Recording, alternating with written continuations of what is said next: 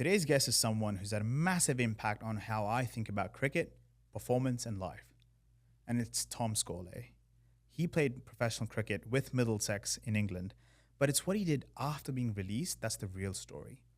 He's built cricket mentoring into the world's #1 cricket academy to become the mentor he never had for himself, guiding players around the world on both skill and mindset. And in this episode, we unpack his journey, what he learned from failure, and how to build high performance from inside out. So if you've ever struggled with confidence, self-belief, or figuring out your own path, this conversation will speak to you. I hope you enjoy it. Tom Scollay, welcome to Decoding Wisdom. Thanks for having me, mate. It's nice to be here. Yeah, this was in the works for a while. Happy to have you here. Thank you. Awesome. So a lot of people think cricket mentoring is based in Perth, so they think you're from Perth. That's not true, is it? No, I grew up in the middle of Australia in a small town called Alice Springs, a town of about 30,000 people when I grew up. Or maybe it was 20,000, but yeah, not a big town. And I moved to Perth when I was 18. So Perth has been home for nearly 20 years on and off. I've lived in the UK a fair bit as well, but originally from the centre of Australia, a small little town in the Northern Territory, which is the closest to every beach in the country because it's right in the middle. But it's a long way from any beach. So yeah, a nice place to grow up. How was that like? Because it didn't have a lot of people. What was that like growing up until the age of 18? Yeah, look, I didn't know any difference. So it was just awesome.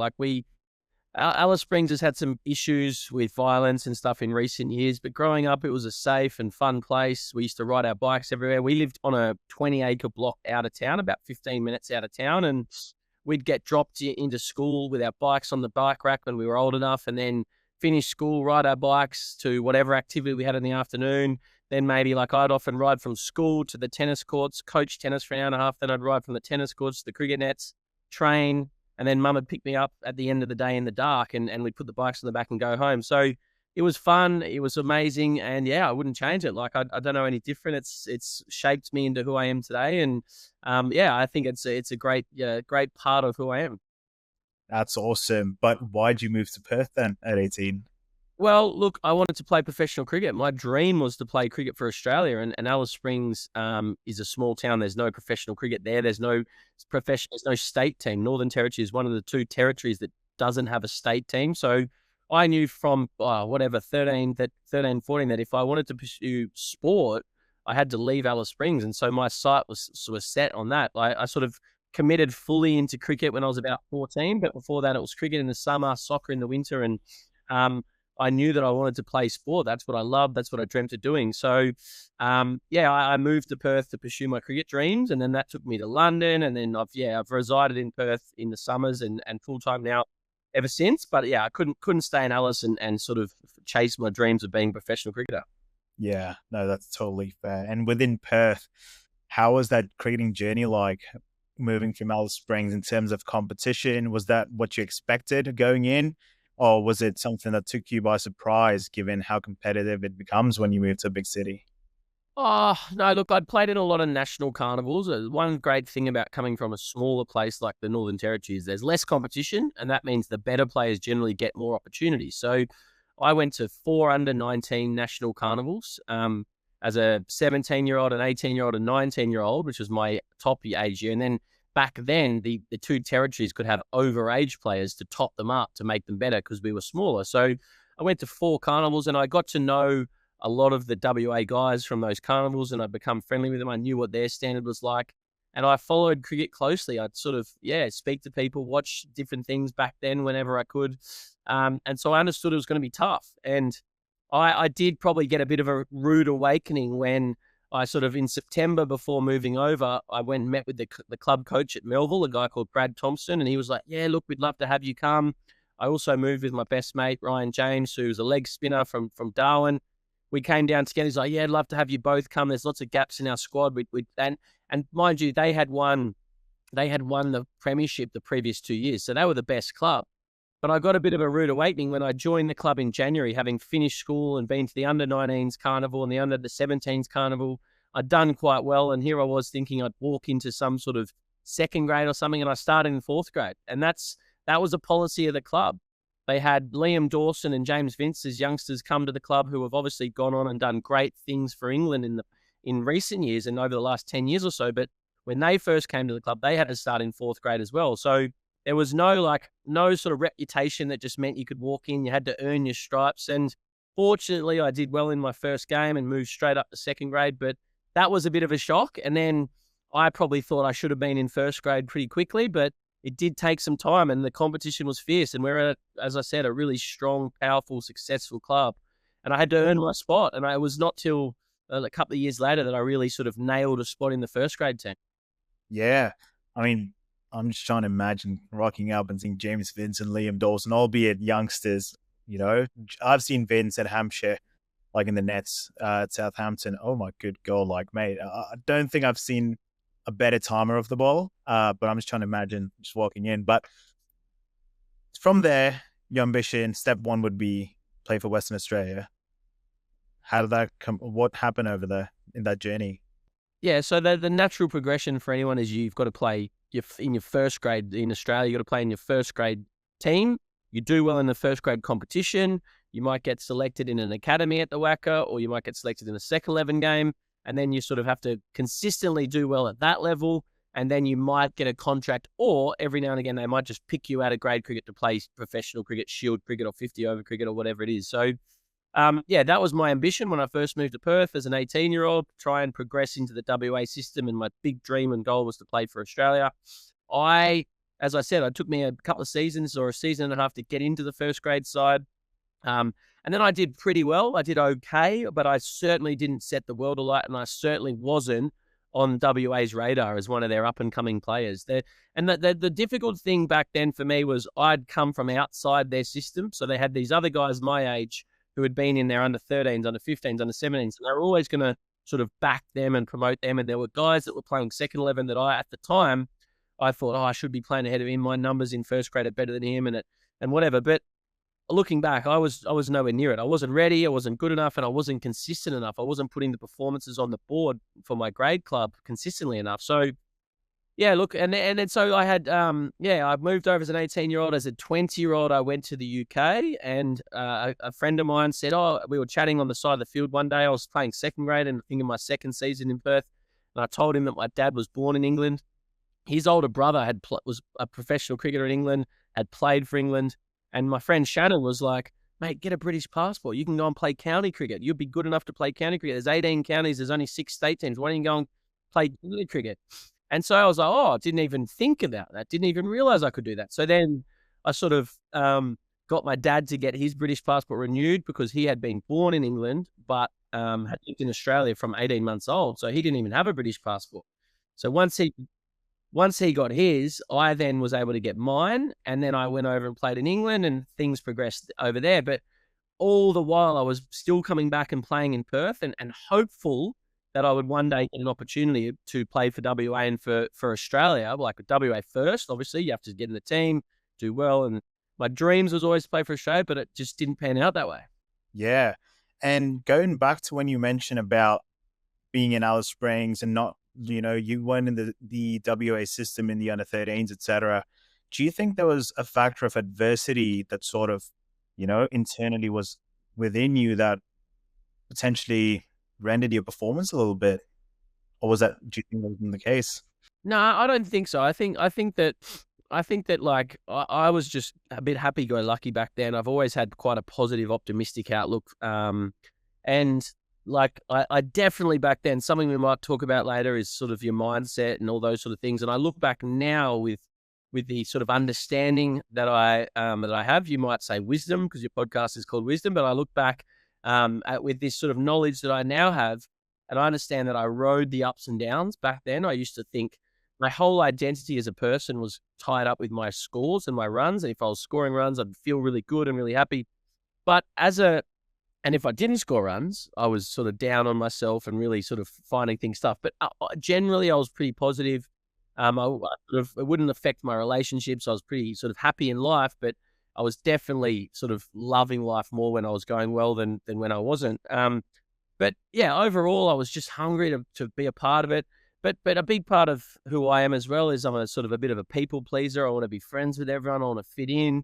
And so that probably meant that I didn't have that real ruthless streak of trying to be the absolute best that so many of the great athletes have. And sometimes they can be seen as selfish. Sometimes they can be seen as dickheads or pricks or whatever. But they're single minded in chasing their dreams and goals. And if they means they have to get someone out of the way in the process of getting there, well, then often they're okay with that. Whereas for me, I was like, oh, I want to be friends with everyone, and that was something that sort of probably held me back a bit. But I think that, like, coming from Alice Springs, it was a big adjustment, moving to Perth and trying to crack into the WA system. But ultimately, cricket is a sport, and this is something I say to youngsters, not just cricketers, but anyone. I work with a young tennis player now, but cricket especially is a sport where numbers don't lie. You look at a player's stats and they don't lie. And if you score enough runs or take enough wickets, eventually you'll knock the door down and get an opportunity. And if you're good enough, you'll hopefully take that opportunity. For some people, they might say, I was unlucky, I didn't get enough opportunities.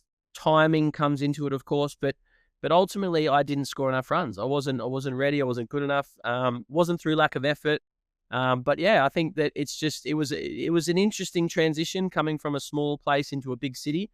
But I sort of forged a pretty decent first grade career over sort of many years, but I just didn't take enough, wasn't consistent enough for long enough. And then, yeah, didn't get an opportunity here in Perth. Wow. And when you mention how relentless those top level athletes are, I came across a podcast the other day, I forgot the name, but it mentioned it's like this is a common trait between every single successful person, athlete, entrepreneur, whatever it might be. It's when things go wrong, they work. When things go well, they work. When they feel sad, they work. When they feel happy, they work. So the bottom line is the common denominator between them and success is that they work regardless of what happens in their life. Now, not necessarily just grind in terms of whatever the endeavor is, but also on yourself. And that's the only way you're going to progress ahead. And with that, though, what did a 20-year-old Tom Scollay believe about success? What was your definition back then? That's a good question. I think that it was, progressing up the ranks on the field. I think success was probably subconsciously being a big part of a group, like being an important part of a group. I always valued leadership. I always wanted to be a leader. Like in my junior teams, I wasn't a kid who just was happy showing up. I always wanted to be the captain. I always was trying to do more, trying to lead by example. And I think that sort of has gone through my life, I guess. So I think success on a subconscious or human level was around like fitting in and being a leader.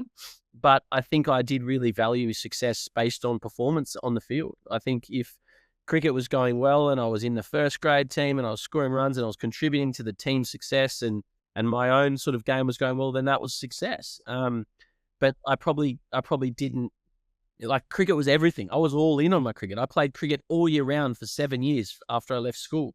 I went Perth, Darwin, Perth, England, sort of 7 years straight of non-stop cricket with a couple of weeks at the each end of the season as a break.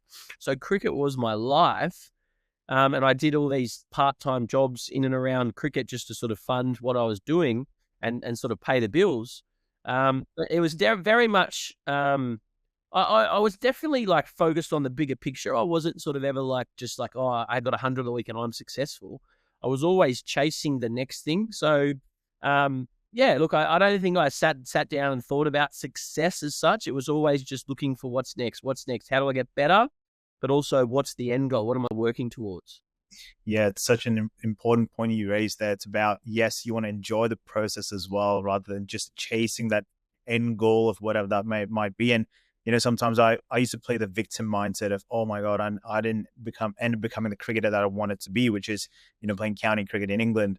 And it was more like, oh, why me? What did I not have, etc. But like all the blessings you have up until that stage, yeah, sure, it didn't work out, but I never had that gratitude, so to say. You're right. Or that mindset of thinking, mate, I've been so lucky to have played a high level, etc. But yeah, didn't work out.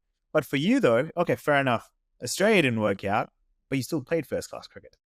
You played, I right? did. So Little correction, I actually didn't play a first-class match, but I was a professional cricketer for 3 years. I played 15 or so white ball games for Middlesex. That would be But list A.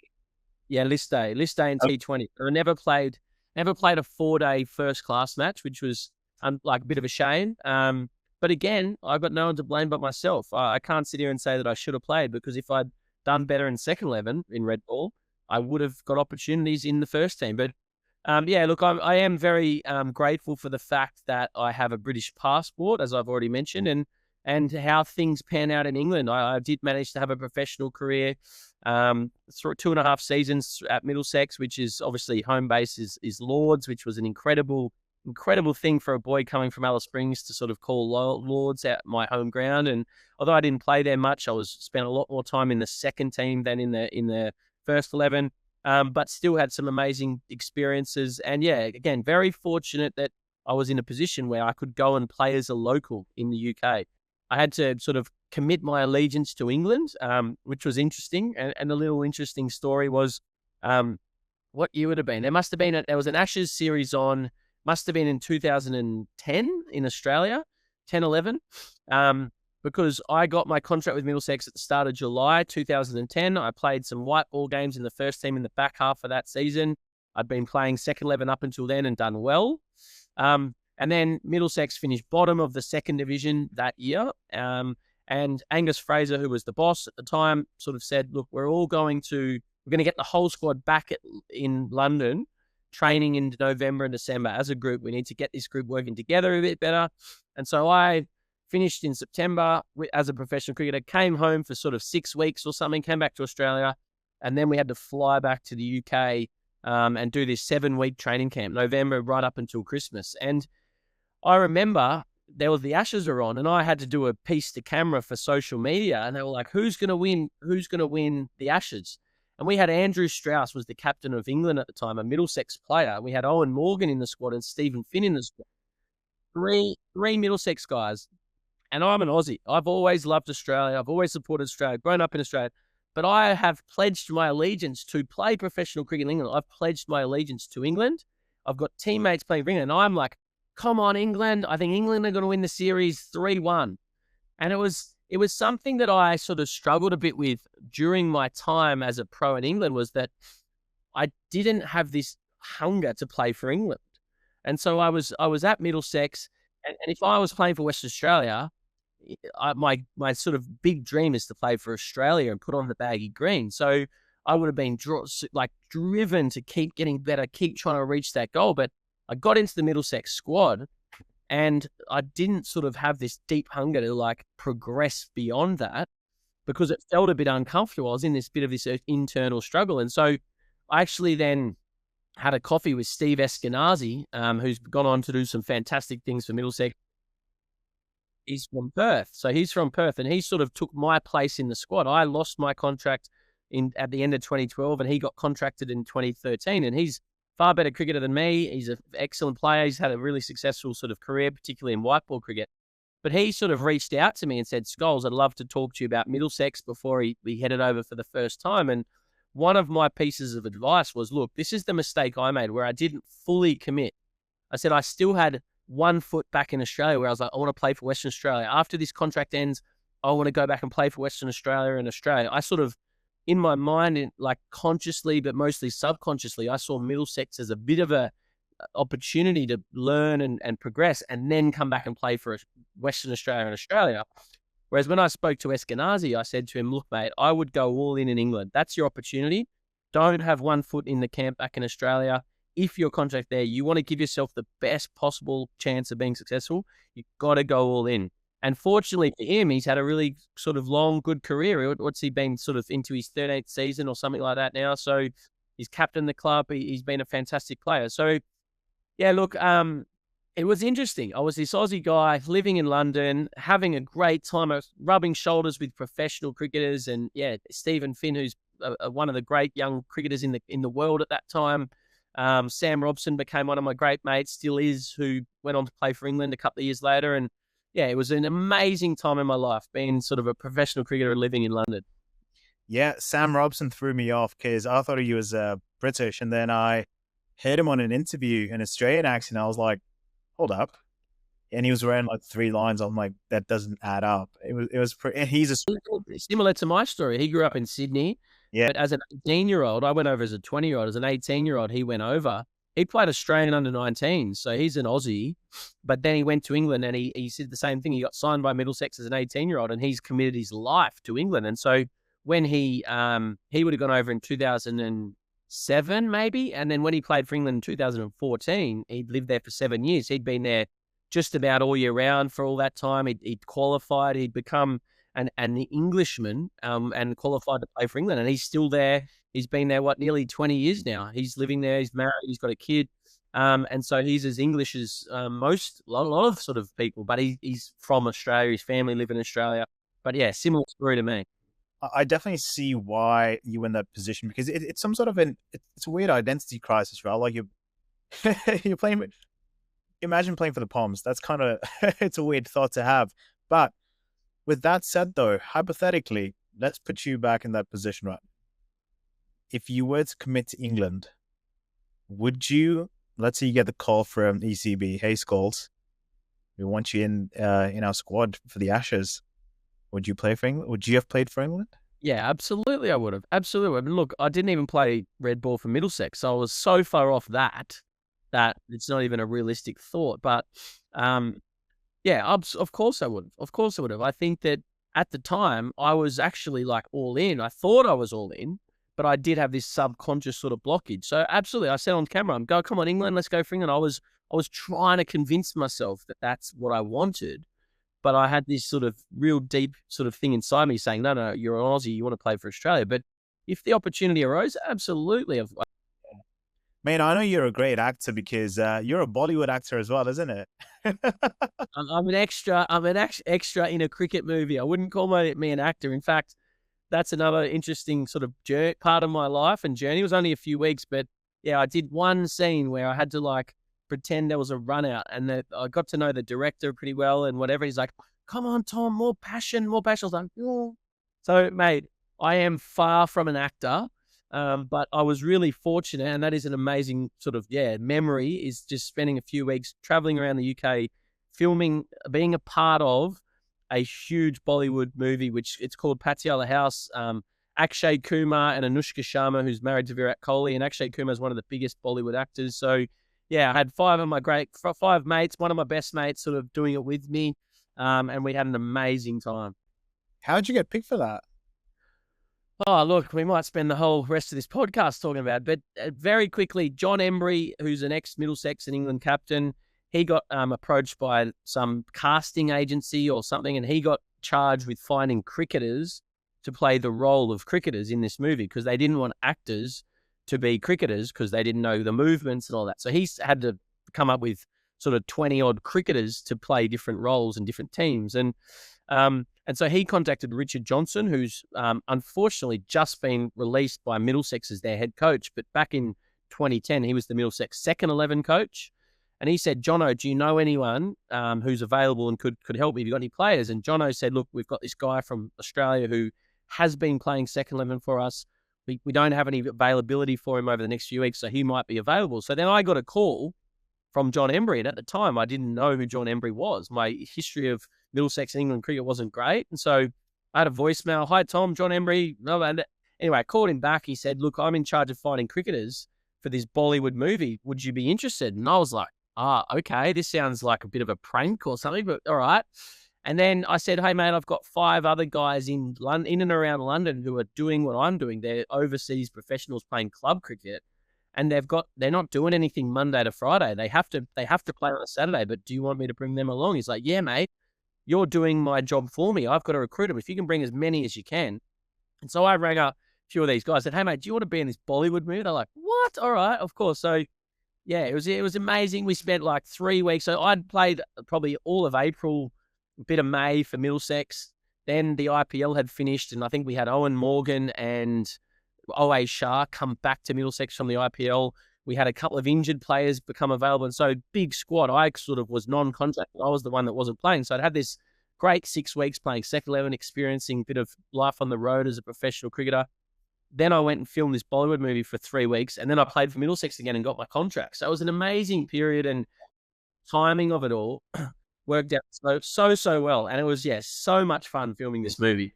Yeah, I remember watching one of the clips and I was like, that's cool. And Yeah. because I think you posted something a few years ago and I was like, no way. This was after we met in Brighton, I think it was. Yeah. That's awesome. Do you know what? Like, I'll probably find a clip and post it with the podcast over here. But the Middlesex thing, though, how did that come about? How'd you get contracted? Yeah, look, it was a slowish process. I had to be patient, but I went over to England as a 20-year-old in 2008 with a bit of an eye on trying to play county cricket. My ambition was to play for Australia, but then I sort of shifted to being a professional cricketer and trying to live that lifestyle and be that sort of player. So we had a real connection at my club in Perth, Melville, with Hampshire. Paul Terry, who was an England player, coach of Hampshire, he was involved at Melville, and so was Giles White, who's the current director of cricket at Hampshire, and he was the second team coach back then. So I played a one second 11 game for Hampshire in early 2008. It rained a lot, and coincidentally, it was against Middlesex at Ealing, one of the clubs I played against in the Middlesex League. And it rained a lot. I think I got under 10. And I never played for Hampshire again that year. I wasn't really proactive in trying to get more games. I think I was a bit overawed by the experience in a way and wasn't quite ready. And then at my club side, at East Coast Cricket Club in the Middlesex League, we had a guy called Alan Coleman, who was a good friend. And he was in the Middlesex Academy at the time as one of the coaches. And he was saying, I'll get you some games at Middlesex. I'll get you a trial at Middlesex. But that sort of fast forwarding, that took not until the end of the next year, 2009. I think I got the second most runs in 2008 in the Middlesex League. I did well again in 2009, most or second most runs. And finally, I got an opportunity with Middlesex. I was 21, end of the season. And I think sometimes you need a bit of luck or a bit of fate to sort of go your way. And it was a wet day. We played a 50 over. It was meant to be a 50 over game against Gloucestershire in Bristol. And it nearly got called off the game, but fortunately for me, I don't know if I'd be sort of where I am now if this game had been called off. But we played a 26 over a side match. This was 2009, so before T20 got really big and everyone knew what a good score was and whatever. So Gloucester batted first. I think the wicket was doing a bit early because it'd been wet and under covers.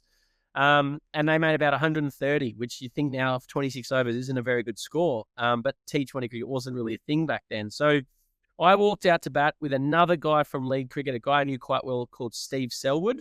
And he was sort of trialling as well. He'd been a pro at Derbyshire previously, but he'd done really well in the Middlesex League and was trialling. And so we walked out to bat. And I said, right, let's just have some fun and let's go after it. And Gloucester had David Payne opening the bowling, who I saw the other day. He's just taken his 200th T20 wicket for Gloucestershire. He's played in the Big Bash for the Perth Scorchers. He's gone on to have an amazing career. But he was standing at the top of his mark, and I was opening the batting in my second 11 game for Middlesex. And I hit the first ball for 6 over mid-off, and I think I hit 24 off the over. I think I hit 6 over mid-off, second ball 6 over mid-off. Then I think I hit third ball for a 2, and then I hit another 6. And anyway, 24 off the first over, and all of a sudden, everyone's in the chain. Like, what? Who's this? What's this? Where's this come from? Because we're only chasing 130. I ended up getting 66 off 33 balls that game. And then the second team coach at the time was like, "Wow, this is amazing." And then the following week, I got invited down to Uxbridge Cricket Club where Middlesex were playing a first team game. And I sat with the coach, Richard Scott, and he was like, "Scolls, that was phenomenal what you did last week. We want you to come back next year and do preseason with us." And I was like, "Oh, wow." So I'd gone from to being nobody, just a sort of club cricketer playing sort of club cricket, to getting one second 11 game to being invited to preseason within a few weeks. And so came back to Perth, end of 2009, played the 2009-10 season. But I then left and went back to London earlier than I'd had the previous 2 years so that I could do preseason with Middlesex. I trained with them sort of for most of a bit of March and all of April. Then I started playing some games. I think I got 48 in my second 11 game that year in a red ball game against Northants. And again, second ball, they had David Willey bowling, and he bowled a short ball, and I pulled him for 1 bounce 4. And I think that made the new coach then, Richard Johnson, sort of stand up and think, well, this guy's a good player. And he loved players that could play the short ball well. So, yeah, I went on. I got some runs, and then yeah, it got to a point where, excuse me, it was maybe mid to late June. I'd been trialing with Middlesex a few months, doing well, averaging above 50 across all formats. And a really important part of this story is a guy called Mark O'Neill was the batting coach at Middlesex. He's another Aussie who'd gone over and coached at Middlesex. He pulled me aside after one training session and said, Skulls, how are you going to get them to sign you? And I'm 20 years old, not really knowing, well, 21, but not really knowing how this works. And I'm like, oh, I'm just going to keep scoring runs. He goes, well, if you just keep scoring runs, they've got no reason to sign you. He goes, you need to make someone else want you. And if someone else wants you, then they've got to make a decision whether they keep you or not. And he goes, do you know anyone else? And I said, well, look, I know the Hampshire coach well. I could call him and see if they'd want to give me a trial. And he's like, yep, good idea. Give him a call. So I messaged or called the Hampshire coach, who I obviously have spoken about already and knew. And I said, hey, look, this is my situation. I'm playing well at Middlesex, but I want opportunities. I want to get signed. Can I come and play for you guys? And he said, oh, I've been following your scores. You're doing really well. Come and trial. We can get you in our team next week. So I rang up the Middlesex coach, Richard Johnson. I said, Jono, I'm going to go and trial at Hampshire. I'm not available.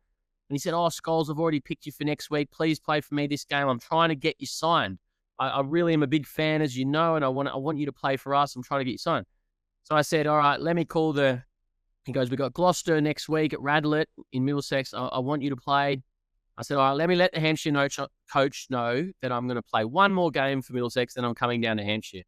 So I let the Hampshire coach know I'm not available for one more game. Played the game against Gloucester, and as things worked out, I got 180 in that game. And that evening, Richard Johnson, who I'm very fond of, was really good to me back then. He walks into the change room, big swagger, and he sort of smiles and goes, Skulls, Gus wants to see you outside. And Angus, the director of cricket, and all the boys that sort of know, because when I was batting with a guy called Jackson Thompson at the time. And like, I'm on 160 or 170 late in the day. And Angus Fraser and Richard Johnson are sitting over on this park bench on the side, and they're going through some paperwork. And Jackson's like, Skulls, they're writing up your contract now. They're writing up your contract. Because everyone knew that I was sort of on the verge of maybe getting signed. I'd told him that Jono said, I'm trying to get you signed before this game. And then I walk back in the change room. Jono comes in, goes, Skulls, Gus wants to see you outside. Everyone's like, oh, Skulls, come on, Skulls. Anyway, I walk out the front and Angus goes, Skulls, that was really impressive. We want to offer you a summer contract and then a 2-year full contract after that. Congratulations. And you've been picked to play against Bangladesh at Lords on Sunday. Bangladesh were touring and you're gonna debut on Sunday. And I was like this moment. I remember it vividly, where I was sitting, what was said. And then, yeah, I went with a few of the boys that I was really close with.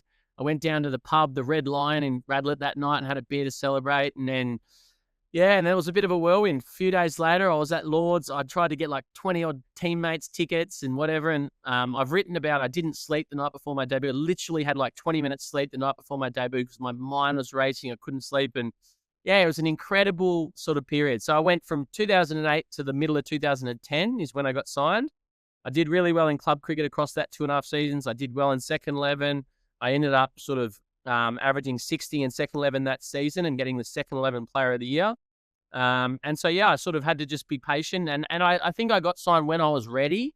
I was 22. When I first got to England as a 20-year-old, I wasn't ready. But when I say ready, I still didn't go on and have a successful career. But yeah, it was an amazing experience and something I still look back with so much fondness. Mate, the way you've just described that story, I felt like I've just lived through that. Oh, wow.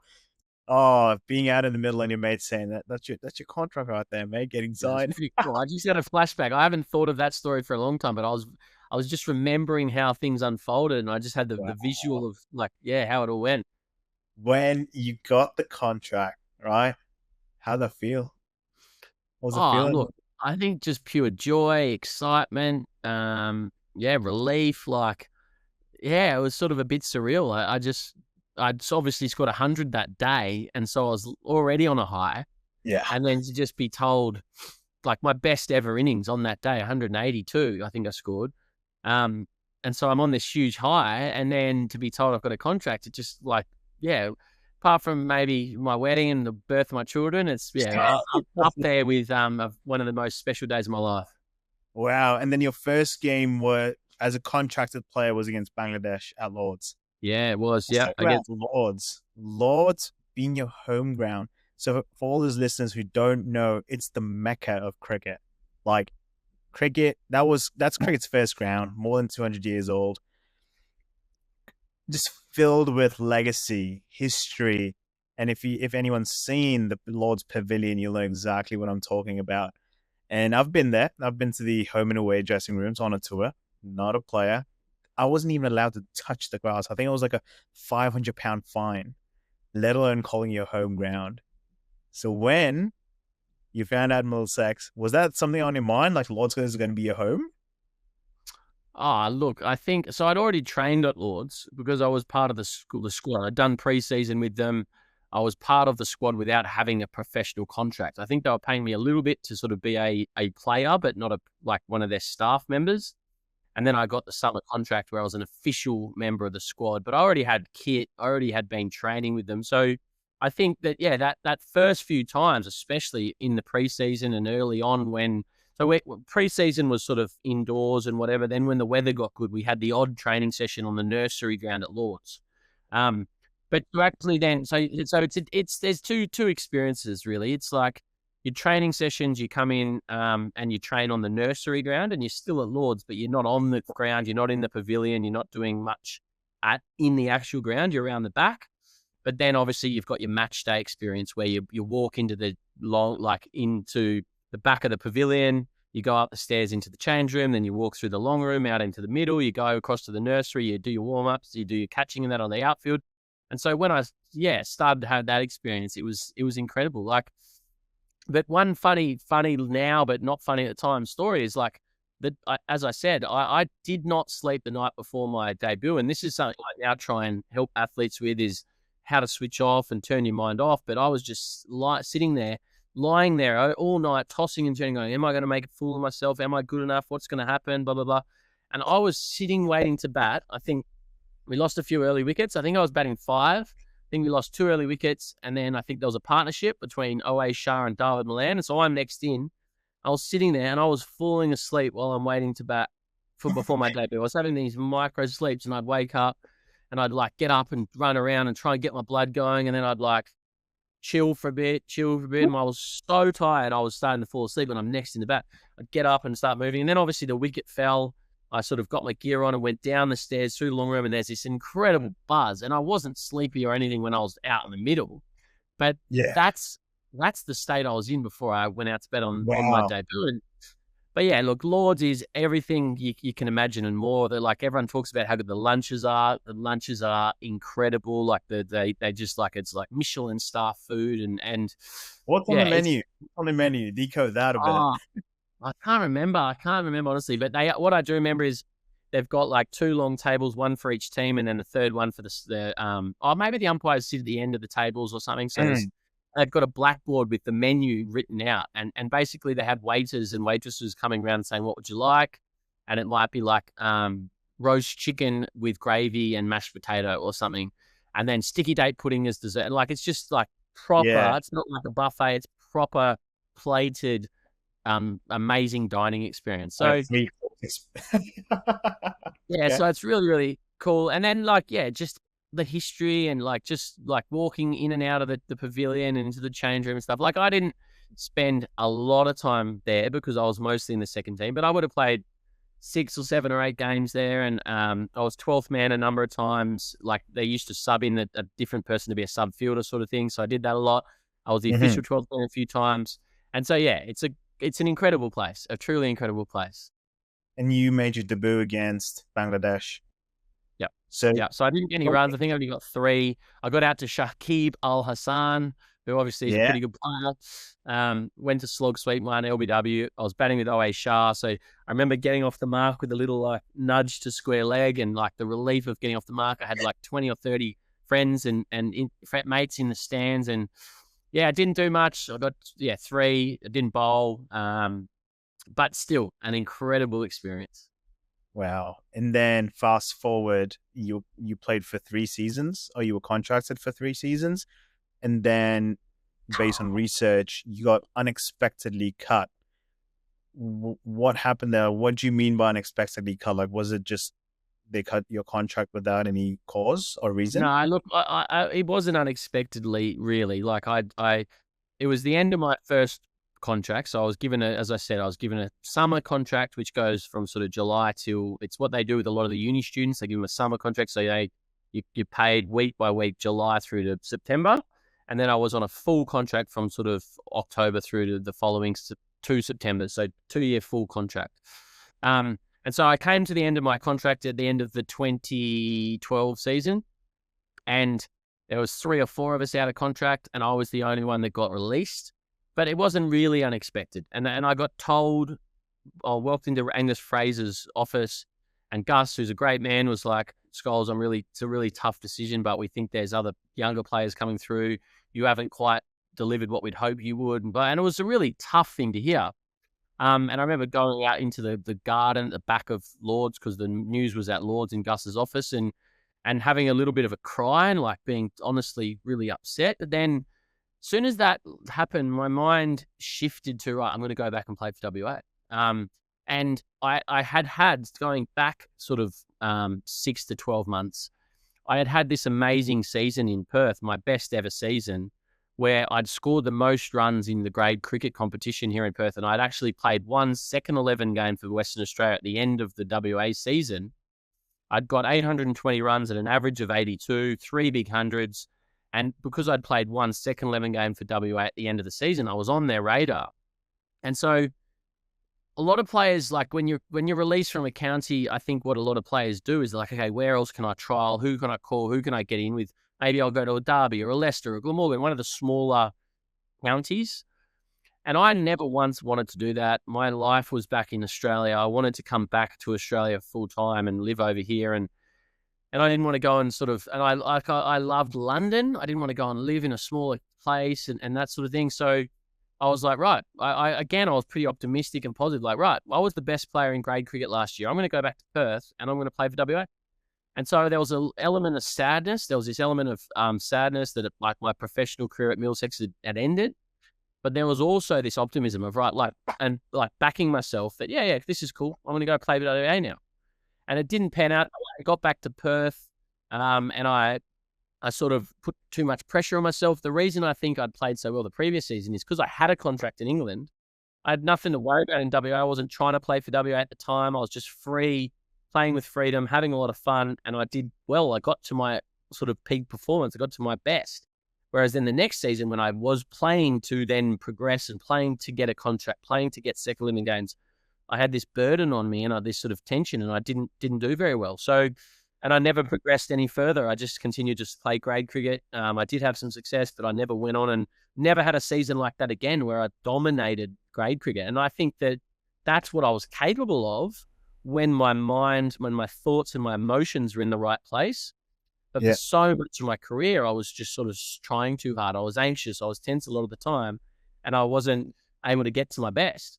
And that's also what happened when I was at Middlesex. When I was at Middlesex, that first season, I was sort of playing for fun. I was wanting a contract, but I was like a bit happy-go-lucky, thinking, yeah, this will happen. No pressure. Then when I got the contract, everything became about how do I like get in the first team and how do I not lose my contract? And I was, again, playing with a lot of fear and tension. In those 2011, 2012 years, I didn't do very well. Whereas 2010, I did really well because I was a lot more free. So I had 2 seasons, one in England, one here in Perth, where I did really well. And that's where I think I was sort of out of my own way. My thoughts and my emotions were in a good place.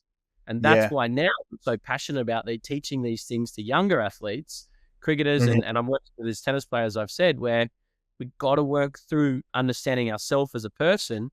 Because when you understand that, when you understand how you perform, what it is that allows you to perform at your best, well, then you give yourself a better chance of getting to your best. Because you can have the best skills in the world, but if your mind and emotions get in the way, you'll never perform at your best. And so, yeah, amazing time playing for Middlesex. I look back on it with so much fondness, but it certainly wasn't a shock when I did get released. Yeah, I love the fact that you mentioned about, understanding yourself, but also when you play with freedom without any stress, you unleash a beast. And the way I learned this was They're not at a county cricket scale, but when I was playing, I was 15 when I was trialing for the UAE under 16s, and there was like an Asia Cup or whatever, the under 16 version of it. Got selected in the squad, but the tour didn't happen. Something went wrong, didn't happen, gutted. But I think there were three of us who Akib Javed, who was a Pakistani fast bowler, played the 1992 World Cup. I think he's involved with the PSL now. He was our head coach. So he picked three of us. I was a wiki, a fast bowler, and then a leggy. He's like, why don't you train with the under 19 boys? Sure, 15-year-old, let's do it.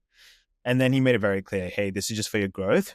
Like you won't be in the selection sort of process, but we just want you to get experience so that we can grow you guys. Fair enough. A little bit of politics involved, I'd say, in terms of how the culture was. But I started hearing rumors that I was impressing the coaches and that everything was, getting in line. And I was super pumped about it. I'm like, oh my God, I'm 15. I don't have 14 at that point, actually. 14, going to play for UA under 19s. Wow, that's a stepping stone I need. Didn't get selected, bottom line, albeit wasn't supposed to be selected in the first place. And then I just went to this depression, and my mum, she was like, dude, I've had enough of you just crying and rolling around for so long, 2 months, I think. And she goes, Sach, why do you play cricket? I was like, because I love it. She's like, that's exactly why you should play, because you love the game. And what else do you like about it? I was like, oh, the competitiveness and stuff. She's like, yeah, play for that. She's like, the moment you have flipped this mindset, if you are to play for the UAE, it will happen. And I kid you not, Skulls, this was in June. In October, I made the squad. I was still 15, made the under 19 squad. And I was like, oh. And I started scoring runs for fun as soon as my mom said that. So I was like, okay, I'm just going to enjoy it. But it's so hard to teach that to kids, that perspective of, is the glass half full or half empty, and not to chase something. Now, with that, I want to understand cricket mentoring comes, which is your current business. You call it, you are the mentor that you never had. How did cricket mentoring come about? I finished with Middlesex in 2012. I went back to England in 2013 because I'd met a lady over there who is now my wife. We decided she'd just started working in a corporate job in London. She wanted to stay doing that. So, and I was like, look, I'll come back. We spent all of 2012 together. I came back to Perth I got released in September, came back to Perth for sort of the Australian season, 2012, 2013. We did long distance. I went back to London 2013 and I played in the Surrey Premier League. I wanted to get out of Middlesex, something fresh. So I went down to the south of London and we lived in London still. And then end of that year, she moved over. So it was 2014. It was my first winter in Perth ever. I'd ever since I'd moved to Perth, I'd been playing cricket in the winter, either in Darwin or England.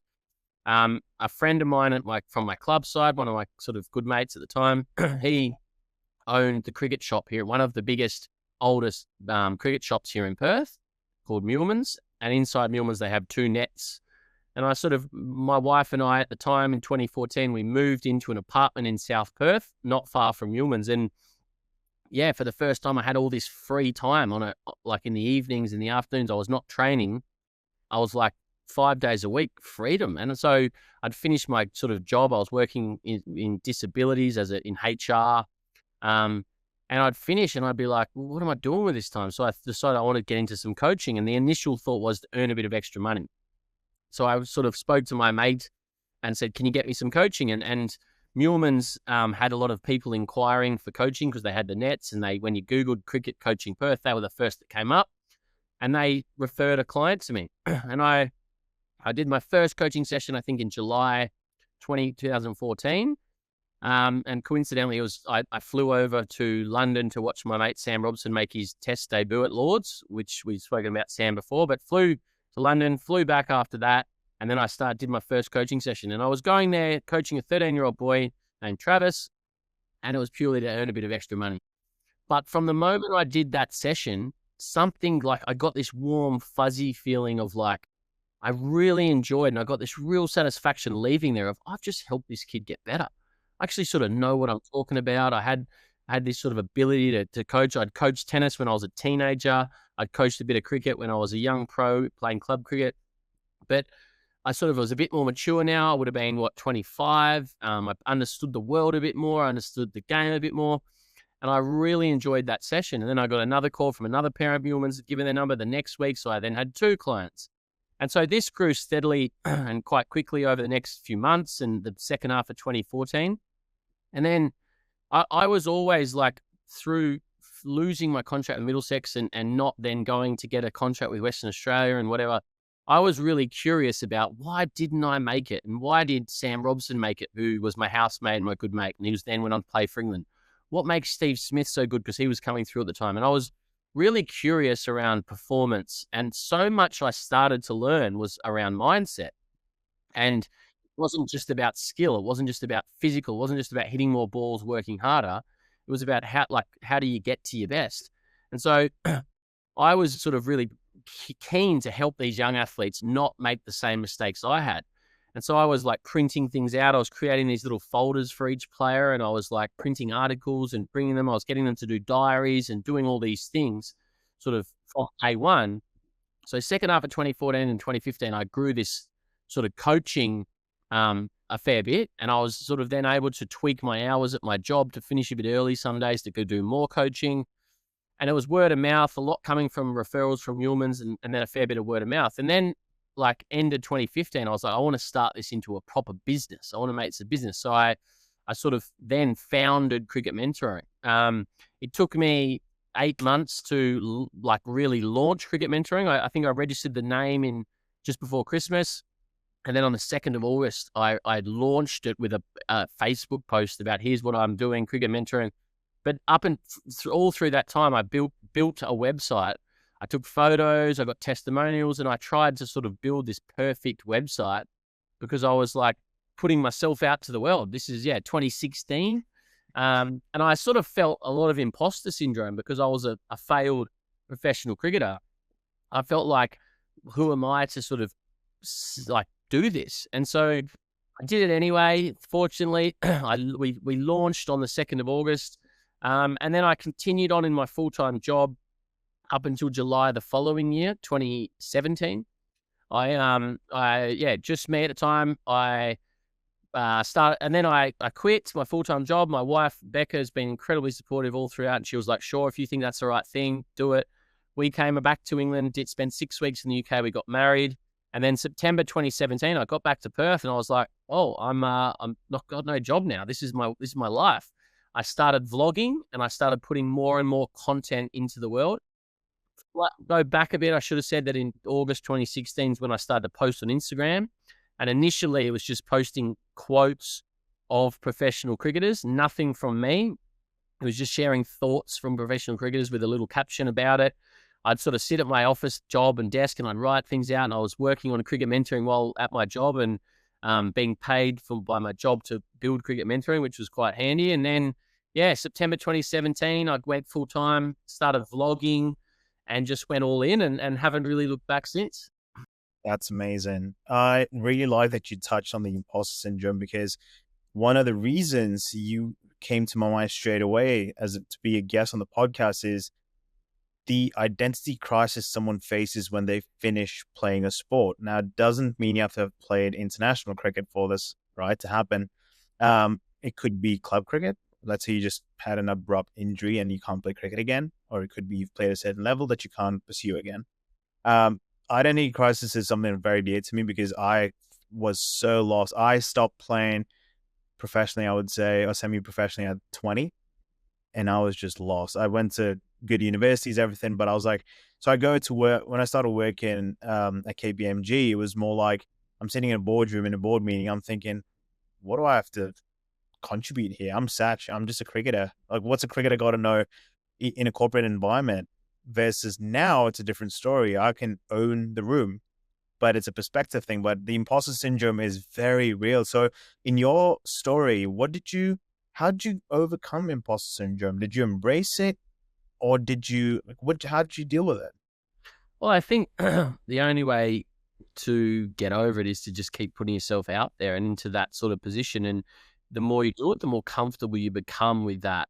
So it's sort of like, when I first tried to film a video, I'd written out a script that I thought was good, and I had a 1-page script, and I didn't have a tripod at the time. I was so amateur, hadn't even bought a tripod. So I got Becca one evening to come and hold the phone and film me trying to memorize this script. And I've still got the videos now. It took, we shot for 3 hours and we didn't get the thing done. We just left, and Becca's like, we like almost ended our relationship because she was so frustrated.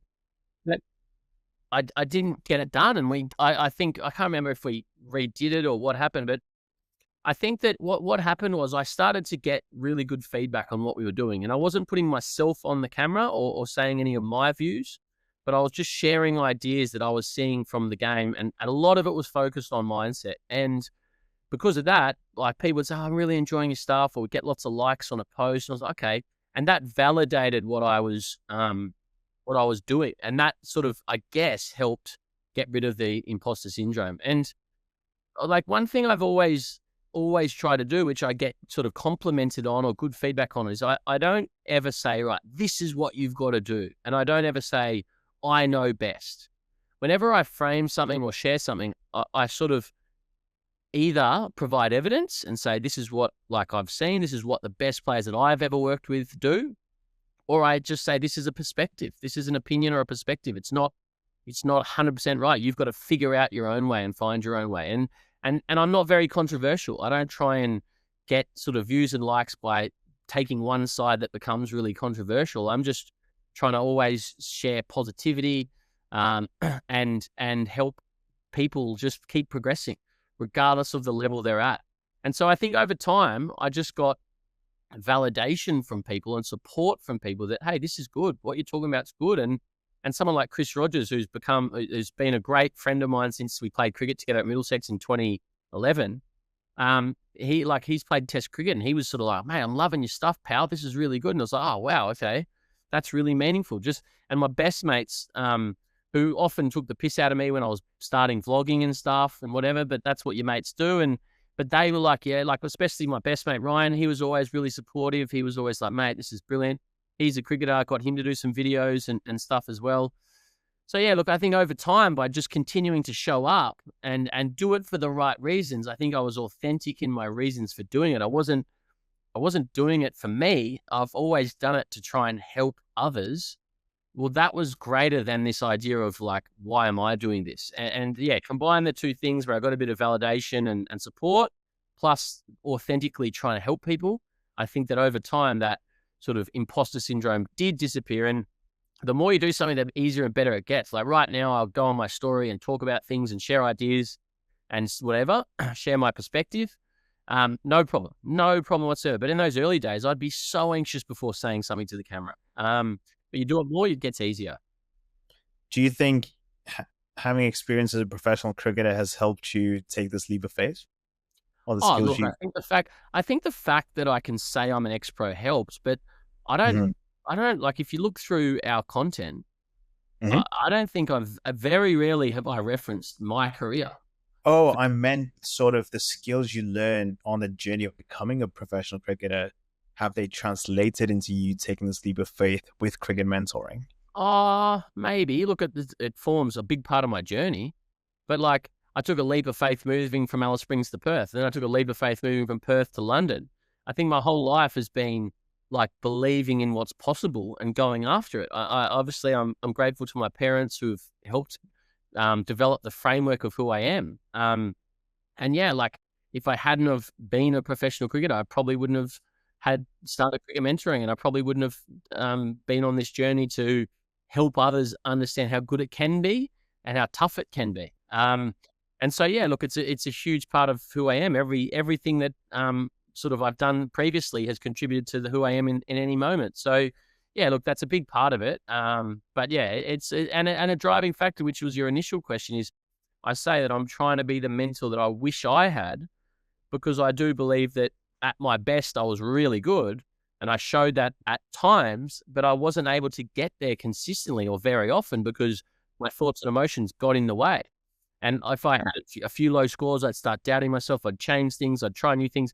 And what I sort of often help cricketers with now and athletes with now is like, keep trust, like, is to encourage them trusting themselves, to not change when things aren't working, but trust yourself and back yourself. And if it's worked before, it can work again.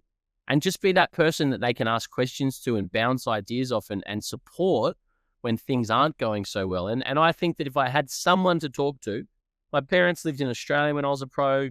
Like, I've never been very close to my dad, so I wasn't speaking to him that much.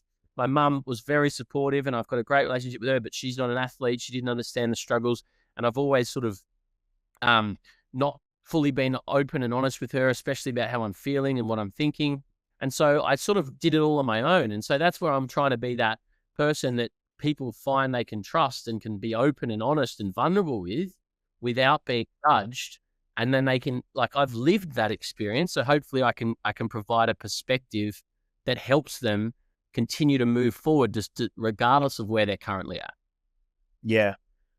And I want to get into the mindset as well, because mindset is a huge part of their philosophy. And you just mentioned being vulnerable is tough sometimes. Within cricket, it is so hard sometimes to be vulnerable to your coaches, and especially the ones who, let's say, have to decide your future, right? Whether that's, Gus, or maybe that's Adam Burgess in WA, whether it's your club coach. How do you train your athletes now to tackle that? Well, look, it's a great point you raised, because ultimately they're the ones that are picking teams, and you don't want to be seen as weak, especially as a young male. It's tough. Like, I think the world is evolving in a good way, that people are encouraging people to be honest and open. And if your mental health isn't good, go and get help. And it's not weak to speak and those sort of things. But like, it's still, people don't want to be seen as weak. So this is where I think it is really tough. And I think an external mentor, someone to talk to away from your family, away from your environment, is really important. And that's what I am to so many young athletes, is someone they can speak to openly and get guidance from. And sometimes I'll say to athletes, right, you need to go and speak to your coach about that, or you need to go and speak to your mum and dad about that. But often they'll feel a lot better just by voicing it, whether it's to me or just anyone. Just voicing it gets it off their chest. It allows them to process it, and they feel a lot like the weight has been lifted a little bit just by saying it to someone they trust and feel safe with. So I think that's an important thing, is having someone you trust. And usually in a team environment, the head coach has to be across everyone, and they don't build really deep connected relationships with a lot of people. So, and your parents are your parents. They're your number one fans, your number one supporters. But often kids and people don't want to, go and tell their parents they're struggling. And maybe it's something the parents have done that has contributed to that, and they don't want to talk about it. So I'm a big believer in having an external person. And that's what we try and do here at Cricket Mentoring, is be the mentors that, people sort of need to get to their best on the field and be the best person they can be off the field. Yeah. And it's so important distinguishing that high performance, and I think, is not just about performance. I think that's a huge distinguishing. What are your thoughts on that, of saying high performance is not just about performance? Well, I guess. Performance, I guess. Yeah. Well, yeah. Look, I think when I talk about the cricket mentoring athletes we work with, we're talking about being good people first, and being a humble, nice, sort of caring person in the world. And then your sport is something you do. But whether you're good at that, you have a good day or a bad day, it doesn't change who you are as a person. So, and at any point in time, some people are having good days, good runs, some people aren't.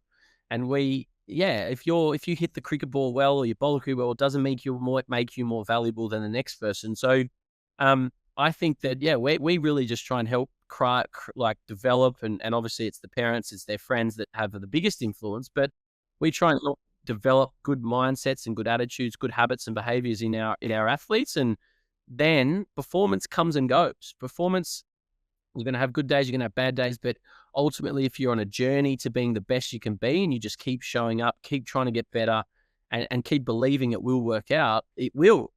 But a lot of that's out of your control, and things that we can control is what we should be focusing on as athletes. So, I think I agree. Like, you speak about high performance, it's usually relating to an activity or a task, whether it's cricket or any other sort of skill. It's about the skill you're doing. But I think in general, people should just be trying to be the best people they can be for the environment they're in, the people that are around them. And if you go and play a game and do well, well, that doesn't mean you've got the right to come back and be arrogant and carry on. Or if you go and play a game and you do poorly and you get a dark or don't, doesn't mean you're less valuable. But that's how so many athletes think and feel and behave. Yeah. One thing that you've kept mentioning about is fail versus freedom. I Fear think versus freedom, yeah. fear versus freedom, and you say to embrace that fear. Now, it's such an easy thing to say. How do you do that? What would you say to a young athlete? How do you embrace fear and make fear something not you're chasing, but hey, yeah, okay, I'm in the situation, but I'm gonna get after it. Yeah, look, I think there's two opposite ends of the spectrum. There's fear and there's freedom. And I think that the best athletes, when they're at their best, they play with freedom. And to play with freedom, you've got to have this really important word of acceptance. You've got to accept that it could go wrong. You've got to accept that the outcome might not be what you want it to be. But so many athletes play with fear, and that's fear of what? Like the what ifs. What if I lose? What if I'm not good enough? And like our brain plays these tricks on us, or has this way of like really going into worst case scenarios of like, not necessarily consciously, but like a lot of people think, if I lose, my family isn't going to love me. If I lose, I'm not valuable, and therefore my parents aren't going to love me as much as they do. If I win, my parents are going to love me more. And that's not the fault of the athlete. Often that's the way they've been parented. And often it's the parents just not understanding the importance of their behavior. Now, I've never met a parent who doesn't want what's best for their kid. Every parent wants what's best for their child. But that doesn't mean they know how to behave. And what I'm talking about is, and when I say this, everyone will understand this, the car ride home is the number one reason kids quit sport. Because when things go well, what do the parents do? They celebrate. Yes, they're happy. They've got this excitement inside them, and they express it. Well done, little Satch. You got 100 runs today.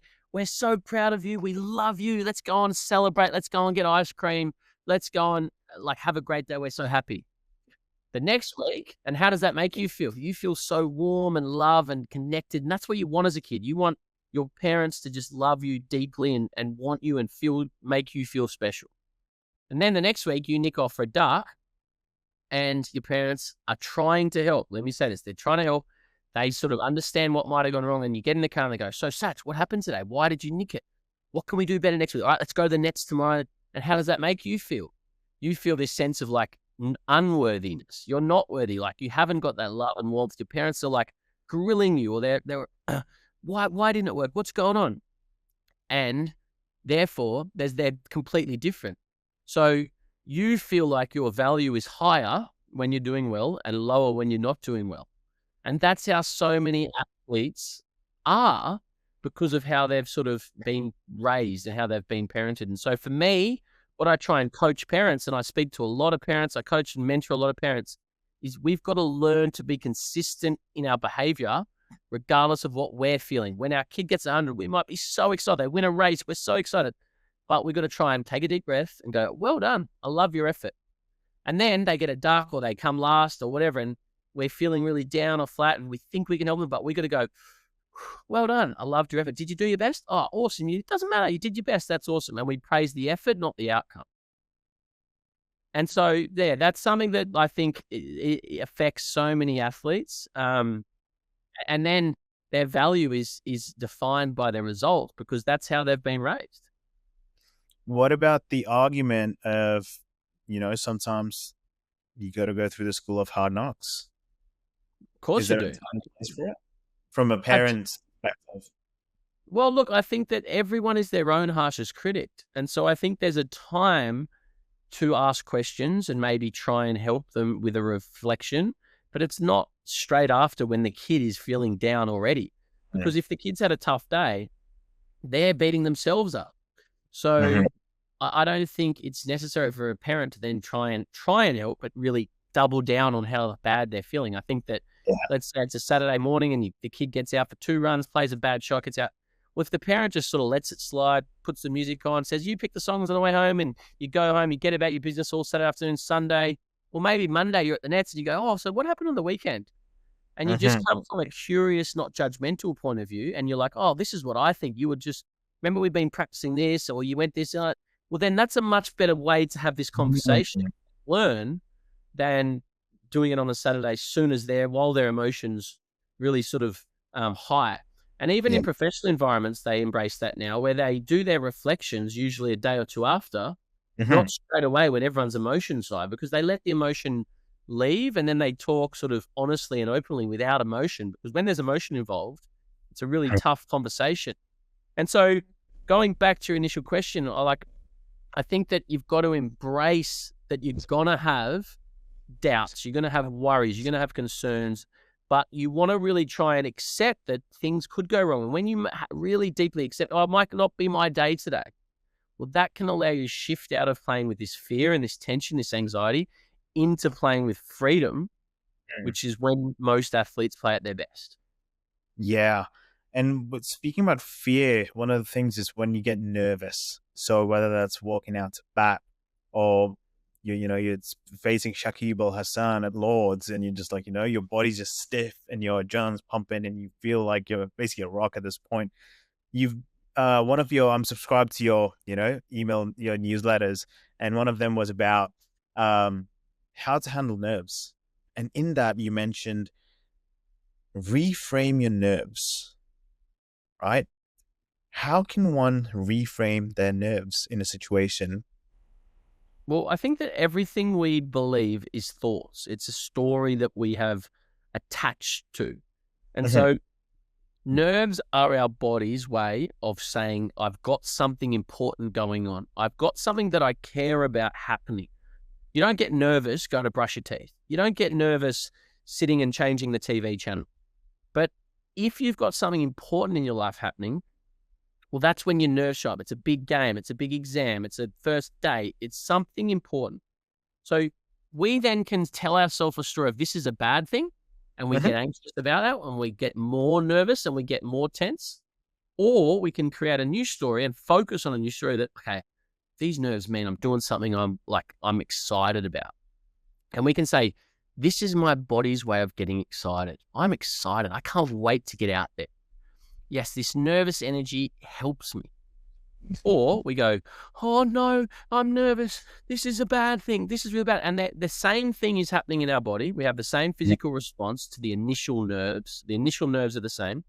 But we either come in from this direction and say, this is all good. This is part of what I do. And all good. I can still get my job done today.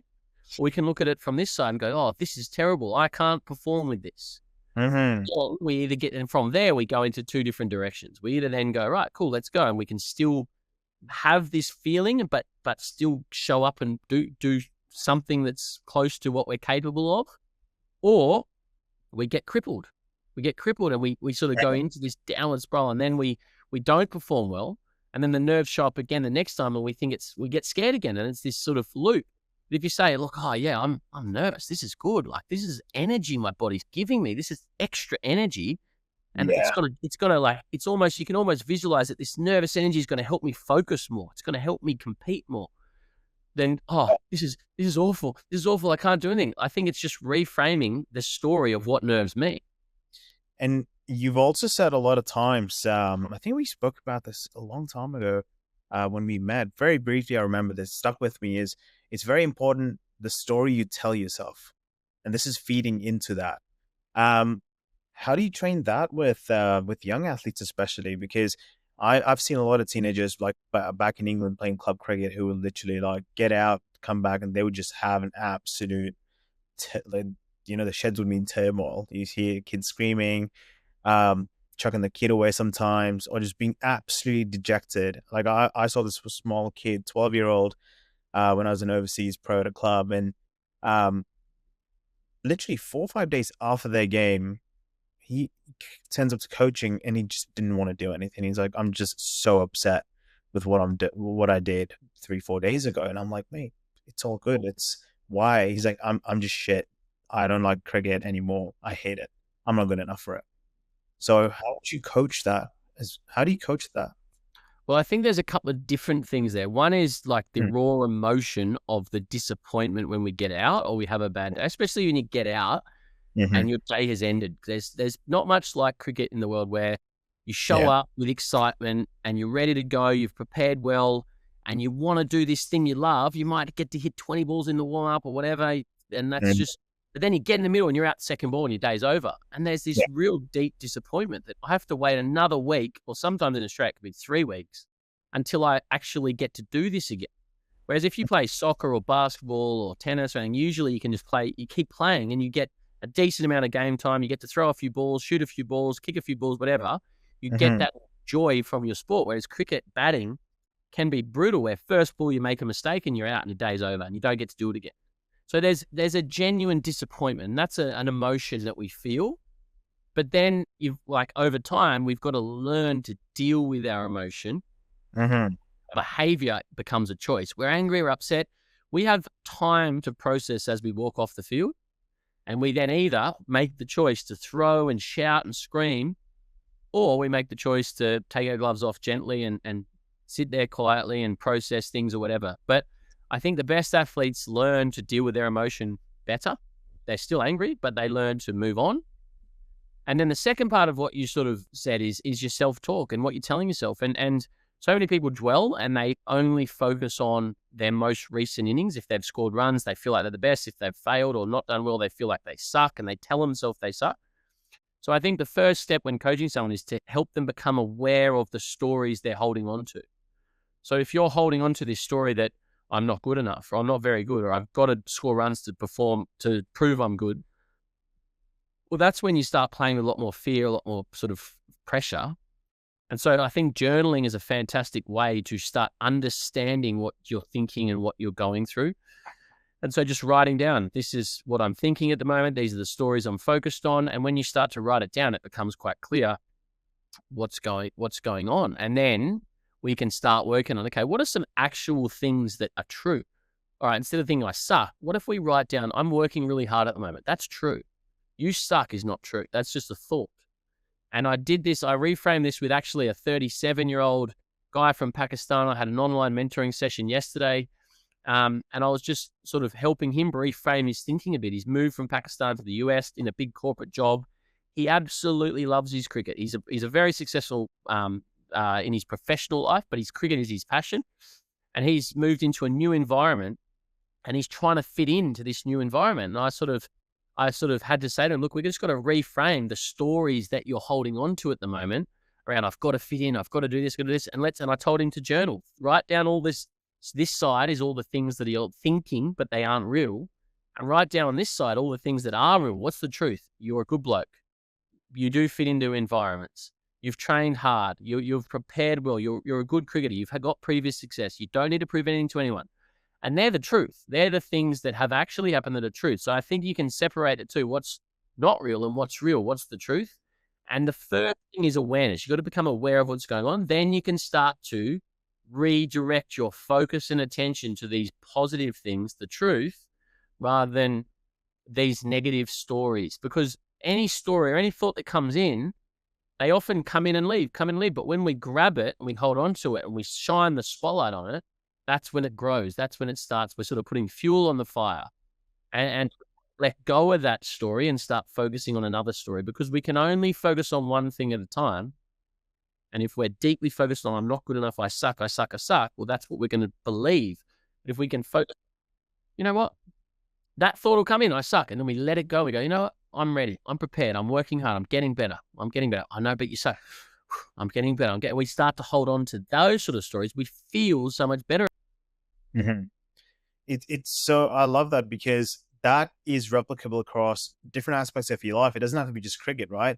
And what I really, really resonate with is distinguishing between what's a thought and what's a fact. Sometimes you do your best job and you're like, yeah, it didn't really feel good though. Do you know what I mean? Like, I may have scored 100, but it was very rusty. Versus, mate, you scored 100. That's a fact. How you did it doesn't really matter at times. And the awareness piece is so, so critical. I keep saying this in almost every single podcast, is the lack of self-awareness in our society, and how a lot of people preach it, but not many people actually practice it. So you can talk a big game, but what do you actually do? You know, to actually sit down, spend some time with yourself.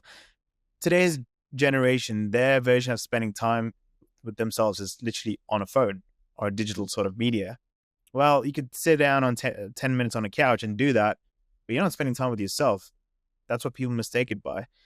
But then you've worked with some really high profile athletes. Some of your success stories are, I don't know if John O'Wells is someone you've trained for a long time, but you have, right? Like in terms of, okay, yeah. So I didn't have anything to do with him when he was young. He's the same age. Okay. We played against each other because we're the same age. But over the last sort of 5 or 6 years, I've sort of done some work with him. Yeah, become good friends with him, but nothing to do with his sort of early days. You've worked with Jake Weatherall, Sam Robson, but the big one is Teague Wiley, who's contracted by WA. I think I've been following you since Teague was a kid in your Instagram posts, and now he's a big bloke now. So that story with him, I feel like he's an absolute, he's a great example of someone from your academy. What do you think separates him from the rest of the crop? Oh, look, well, Teague, the amazing thing about Teague is he's just turned 21. He's still so young. He's 21. He won a professional. He won the Sheffield Shield competition as a 17-year-old, as an 18-year-old. He played for Australia as an 18-year-old. So he had this amazing few years from 15 to sort of 17, where everything he did, he just scored runs everywhere he went. Now, that's not sustainable, and he's had a tougher last few years, and he found himself out of the side a few times over the last few years, and he didn't play a lot for WA this last season, but he's still only 21, and most people are only just getting their contracts now or getting into the system now, and he's played 25 or so first-class matches. So he's had all this incredible learning and these incredible experiences at such a young age, but he just has a deep love of his craft, as more than anyone I've probably ever seen, is that he wants to be the best he can be, and he works his ass off to do it. Now, I think part of his learning and growth is understanding that that's more than just batting. He needs to be the best athlete. He needs to work hard in the gym. He needs to eat well, and all these little things that sort of come as you mature. But he just loves batting, and he's highly skilled. But when I first saw him as a 13-year-old, he was the best 13-year-old I'd seen at the time. He was highly skilled, and then I helped refine him, and I helped sort of shape his mindset and sort of guide him. But he just has this hunger to be in the middle that not many others I've ever seen have. I think it's a trait of the best batters. They just want to be in the middle. They want to be the one getting the job done. They always want to be out there because it's the thing they love. They don't do it for accolades, or they don't do it for like championships, like trophies. They do it because they love the craft. They love holding the bat. He loves holding the bat and hitting a piece of leather. He loves that feeling. And so he does it a lot. And so, yeah, look, he did this amazing year where he sort of made the under-15s national team, went to an under-17s carnival, did pretty well. Then he sort of went, played second 11, did well, played first grade, did well, played second 11, did well, played intra-club games for WA, did well, and he was selected for WA as a 17-year-old, which is unheard of in Shield cricket. And he played in a Shield final. So, look, he's just, he's a special player, and I no doubt will come back bigger and better. He's in England at the moment. He scored 100 on the weekend. He'll come back bigger and better than he ever has in the near future, but he's had to, like anyone, it's not just this sort of story of no setbacks. He had this amazing few years, but now he's had a few setbacks and a bit of a dip in his sort of performance and his where he's at, but he'll come back better as a result of it. Yeah. You know, that reminds me of a quote by Aristotle. He says, "We are what we repeatedly do," and then excellence then is not an act, but a habit. Absolutely. So what's a mundane habit that, let's say, that separates Teague Wiley from, let's say, the rest of the pack, besides the sheer love for the game? Because sometimes that's not as teachable to someone, correct? Well, what we repeatedly do is he's just repeatedly batting. That's the thing. And because his framework as a young player was to not get out. Like his dad taught him to protect his wicket at all costs, and its strike rate didn't matter, runs didn't matter, but don't get out. Don't give your wicket away. That's how he grew up. Now he's evolving into a very good white ball player and learning that that's where the game is at, but he's come from a place. So when he was 16, he spent more. He batted for more minutes across the whole season than any other player in the competition by over an hour. And he finished 10th on the most runs. So he didn't get the most runs, but he spent the most time in the middle. So I think this hunger to be in the contest and out there and competing meant that that's where you do your best learning. I think an hour in the middle is worth sort of 10 hours in the nets. So the fact that he was in the middle more than everyone else meant that he progressed quicker. So it's not so much like a day-to-day habit for him. It's just that he just loves batting, and he just did it more than everyone else in training and also into games. And he had this deep hunger to be in the contest and be the one out there. Yeah. Wow. Watching his progression has been phenomenal. And what's his mindset like right now? Obviously, he hasn't had the ideal time, as you said, but he's scoring runs. What's the future looking like? Yeah, look, I think he's happy. He's got a really good little competition going on with his cousin, a guy called Hugh Wigban, who was the Australian under-19 captain. Oh, yeah. So he's his cousin, and they're both living 5 minutes from each other, playing in the same league at the moment. They're training together. They're hanging out a lot, and Hugh's doing really well in the league. He's got a few big hundreds, and it's sort of pushing Teague. So look, Teague's excited. He's happy. He just wants opportunities now. He's just like trying to get better and figure things out to become a 3-format player, not just a red ball player, which he's been seen as in the past. So he's in a good place. He's just trying to get better, trying to try things and continue to evolve as an all-round player. Yeah. Thing that I've been thinking about is one of your influences is Ben Crowe, right? Very famous Australian leadership mentor coach. What are some of the biggest things you've learned from him that have stuck with you? Well, look, I've never met Ben. I've just followed his content from afar, and something that really resonated with me was when I heard him he was a guest on a radio station, and they turned it into a podcast, and he spoke about Ash Barty and this idea of your identity as an athlete. And that's something I've then, since hearing that and digging a bit deeper into what he was saying, I've been using with athletes a lot, is this: you are more than your results. Your value as a person isn't defined by your results. He was talking about the work he'd done with Ash Barty, who's the tennis player. I say the same thing to cricketers, that whether you go and get a duck or 100 doesn't make you a better person, which I've already previously touched on. So, yeah, I've never met Ben, but I think what he does is excellent, what he says, and he sort of does in his mentoring. He's older than me. He's more established in this sort of thing than I am, and he's worked with some incredible athletes. And it's something that I learned. I'm always trying to learn from people. I'm always trying to read and listen to podcasts and learn from those that are experts in their field, and then incorporate those learnings into my mentoring sessions with athletes. So, yeah, I think what he talks about with identity and being more than just the results, and you're not. So he says Ash Barty is a tennis player, but it's what she does. It's not who she is, and that's really, really powerful. So, yeah, look, very, very big fan of his work. That's awesome. Well, mate, to wrap it up, I've got 5 rapid fire questions. You ready for it? Yeah, let's go. All right. What's your one non-negotiable daily habit? Good question. Look, it's evolved. I probably don't have a non-negotiable because it evolves. Having kids, it changes. Some nights we're getting sleepless, not having sleepless nights. Some nights I sleep well. I think, and like, look, I'd be lying if I said I exercise every day. I don't. I sort of, sometimes I go through periods where I run a lot and train for something, and sometimes I'm not doing a whole lot. I'm pretty active with coaching and being with the kids and stuff, but I guess for me, it's just staying connected to people. That's probably my non-negotiable habit. Is I like, and I'm just thinking on the spot here, but I think that feeling connected to my friends, my family, my athletes is part of who I am. It sort of makes up who I am. I think that's what makes me a good mentor, is I'm always reaching out to my athletes and seeing how they're going, checking in with them, etc. So that's probably my non-negotiable, is just like, yeah, I find it hard turning my phone off and trying to do deep work because I am so connected to people that's probably it.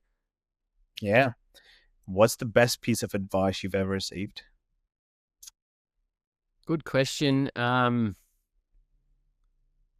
the honest answer is nothing comes to me. The honest answer is I don't actually, nothing comes to me as you ask that. I think that My mind went to, I thought I had heard The Rock say once, the famous actor The Rock, that you've got to be the hardest worker in the room. And I've sort of embodied that thought for a long time. But now I'm in a place where I feel like that's a bit of a hustle mindset, and that's what gets you places. But I'm in a place now where I don't actually want to be that. I want to have some balance. I want to have time with my family. I want to have other things in my life because I've been like that for so long. But yeah, look, advice someone's told me. I can't give you something right away. Sorry. That's all good. That's all good. The third one is also deep, but then the last two are a little bit more fun.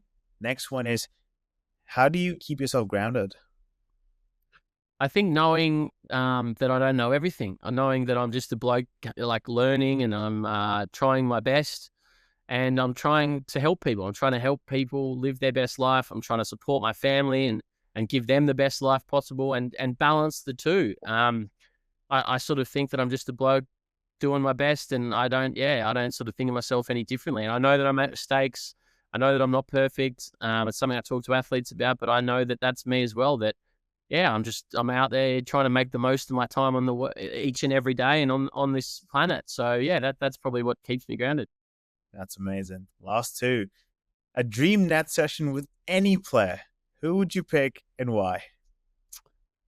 Well, look, I got to throw balls to Steve Smith last year, and I'm friends with him, which was fun. Fun to throw him balls, challenge him, and see how it went against throwing to him, and that was fun.